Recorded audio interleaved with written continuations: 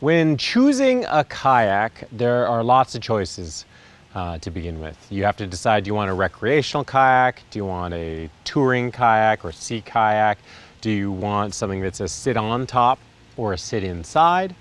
How long do you want it? How short do you want it? What, is it more important for it to be stable, or is it more important to be fast?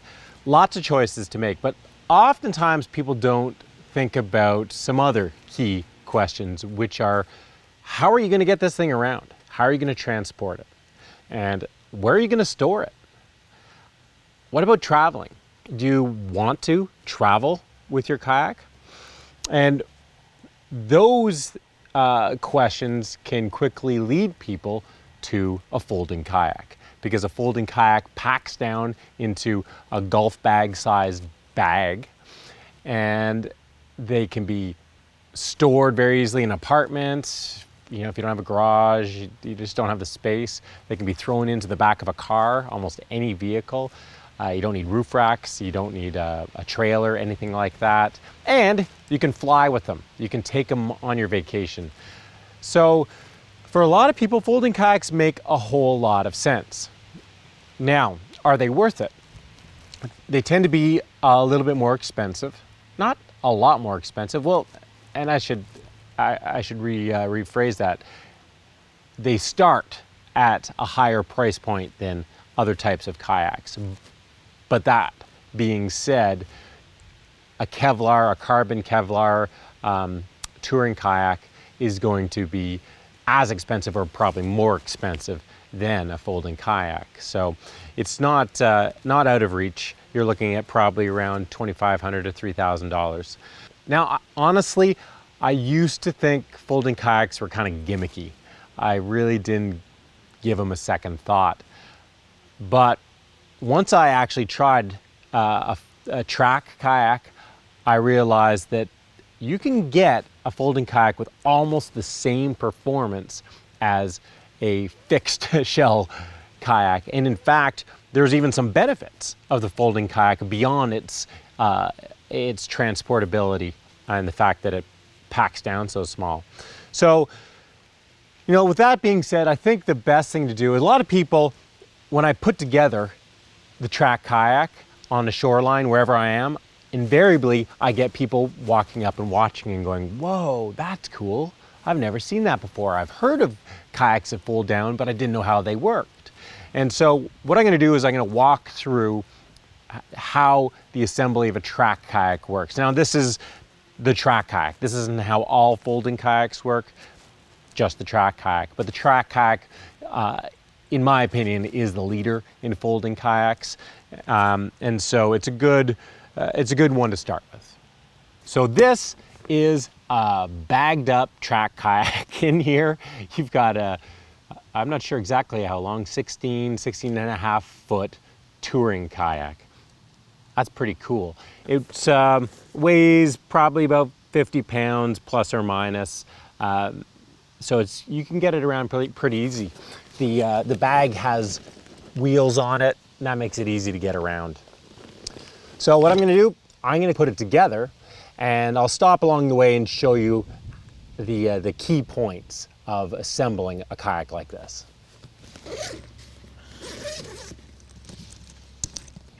So we basically have the skin for the kayak, and then we've got two pieces of frame. And then these are ribs for the two pieces of frame. The two pieces of frame are going to go into the kayak, and then we'll tighten it all up and we'll have a functional kayak. So I'm going to put together the frames, and we'll go from there.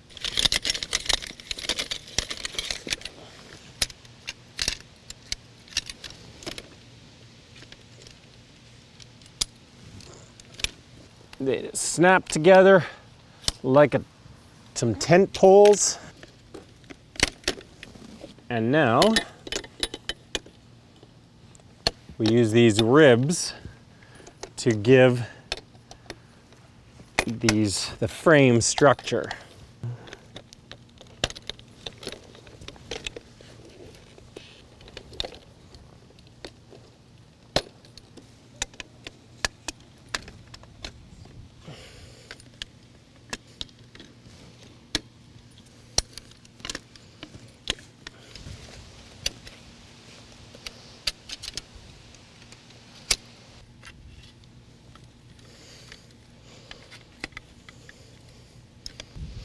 All right, so now I have two pieces of frame, a bow and a stern section. I'm gonna slide them in to the skin. This is the stern back here. This is the bow up here. And I know this is the bow because it's got the foot pedals.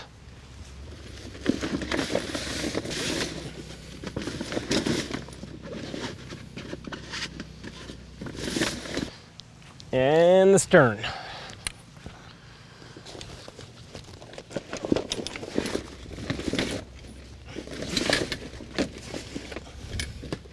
All right. What I'll do before I get too much further is what you want to have in these kayaks is flotation. Unlike normal sea kayaks or touring kayaks, which have bulkheads. Now, bulkheads are walls that go in front of your feet, and there's a wall behind your seat. And those walls separate your kayak into three compartments that are accessed normally by hatches. A hatch in the front, and then at least one hatch in the back. Now, the benefit of those is that if I go for a swim, if I have to pull my skirt and I have to swim on the water, just the center compartment is going to flood. I've still got an airtight compartment up front and back, so the kayak cannot sink. This is particularly important in rough water, or when you're in open water, when you're way out from shore. Without the bulkheads in this boat, what you need is flotation bags. I'm going to put a flotation bag within the frame up front, and I'm going to put a flotation bag within the frame in the back. Now, the joy of the flotation bags is that these double as dry bags. They've got this big opening. You can stuff it with your camp gear, whatever you need for multi-day trips. These are your dry bags for storage inside the boat, as well as being float bags for safety's sake. Can't fit a ton of gear in this, and so what you might also want to have is dry bags on the deck of the boat, and that's why the bungees are there. You can put additional dry bags on there. So before we get too far though, I'm gonna get these float bags in, get a little air in there. There we go.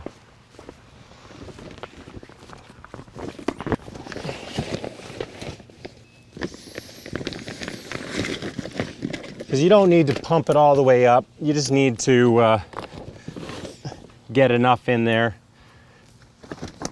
so that it gets in there easily, and then you can you blow it up with this hose. Don't have to do it now either. It can be done after the fact. There we go. That's one. I probably could have put this airbag within the frame before I shoved the frame forward. It would have made it a little bit easier, but this will work too.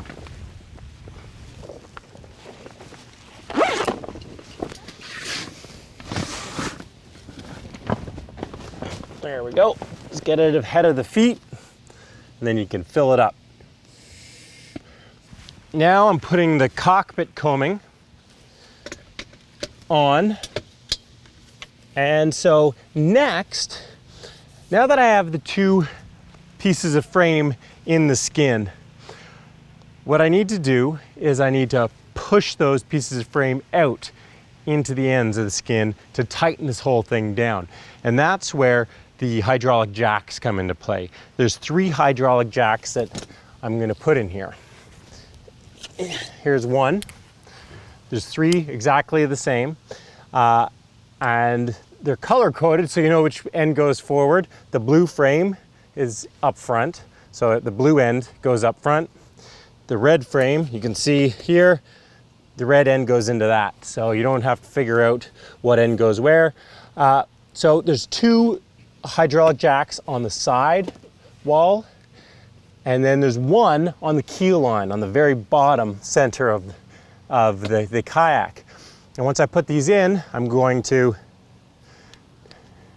jack it up, extend these out, and it's just going to stretch the frames into the skin and give this boat the structural integrity that it needs. Oh, this way.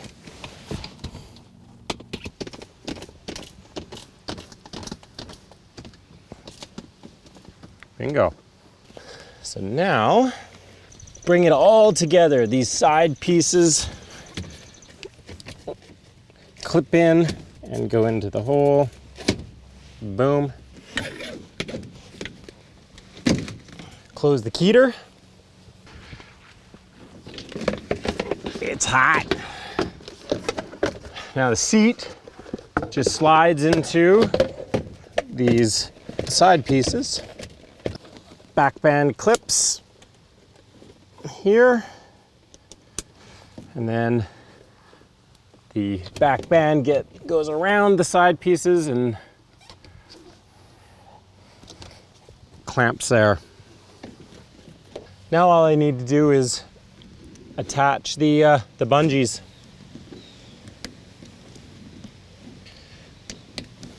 And there you have it. So it takes about 15, 20 minutes, 10 minutes if you're fast and it's not sweltering hot outside.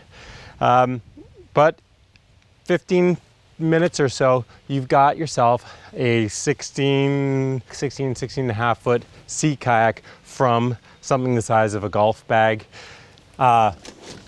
It's pretty light. It's definitely lighter than a normal polyethylene kayak. Maybe not lighter than a carbon kayak, but it's a great weight, easy to carry around. Now, you can see how it's quite taut. And it's amazing how much performance you actually get from this kayak. Because the skin can be tightened up so much due to the jacking nature of the design, where you push those frames out into the skins. This thing is quite high performance. I mean, I've paddled it in all sorts of conditions, from big ocean surf in Jamaica, big waves that I was catching air off of while surfers are all around me, to even running it through big whitewater. I've tested this thing in a variety of conditions, run over a lot of rocks, and this skin is incredibly durable. Now, another cool feature about the track kayak specifically, and this is actually what sold me on trying this in the first place, was because of the jack system, and in particular because of how you have a hydraulic jack on the bottom along the keel line of this kayak. As you tighten up that bottom jack, you push it out, the hull it can only stretch so far into the skin, and has no choice but to start bending up as you pump it out more and more, which means you actually control the rocker of the kayak. So just jacking it up, I can really pull the bow and stern into the air. Now I've got a maneuverable kayak, and when it comes time, I'm like, okay, now I need to make some distance. I need to paddle, get where I'm going. I can drop her down. Now I got a fast tracking kayak. A final thing worth mentioning is accessorizing. There's some accessories you can get for the track kayak. One of them is actually a backpack frame for your main pack, so you don't have to wheel it around everywhere. You can actually carry it on your back. But they also have a variety of different float bags, or dry bags, I should say, not float bags, for the deck of your kayak. There's one that goes on the bow, a small one, and then there's this backpack 60-liter dry bag that's also designed to be used for storage on the back deck. If you're doing multi-day trips, probably going to need that extra space, and so it's great for that. But the fact that it's a backpack also makes it multi-purpose. You don't have to just use it for sea kayaking. I love dry bag backpacks. I use it for hikes. I use it just canoeing trips. You know, you can use it for so many different things. So, you know, it depends on the purpose. The key point being that just because it's a folding kayak doesn't mean it can't do multi-day trips. So it holds up. It holds up, I'd say, very similar to a carbon Kevlar boat or fiberglass boat. You want to treat it the same. You don't want to drag it. You don't want to hit rocks just for fun. Not like you would with a plastic or polyethylene kayak. You can get away with all sorts of rock smashing in those boats. But you take it easy, be gentle with it, you know, be careful with it. But if you do hit something, it can take it. 99% of the time, it will take it. Breaking it down takes a quarter of the time. It is important that you follow the steps, both when you put them together and take them down. You follow the right steps. Do it sequentially in the right order. It makes it go a lot smoother. But otherwise, for traveling around, I've really enjoyed having the option of not bringing a trailer everywhere I go, especially when I'm going into the city. I'm a small town guy, and so driving in the city is enough of a challenge for me. Driving in the city with a trailer and a 16-foot kayak on the back or on the top of my car is, you know, it's an added challenge I don't need. So I really welcome throwing it in the back of the car or back of the pickup, and I can pull it out when I need it.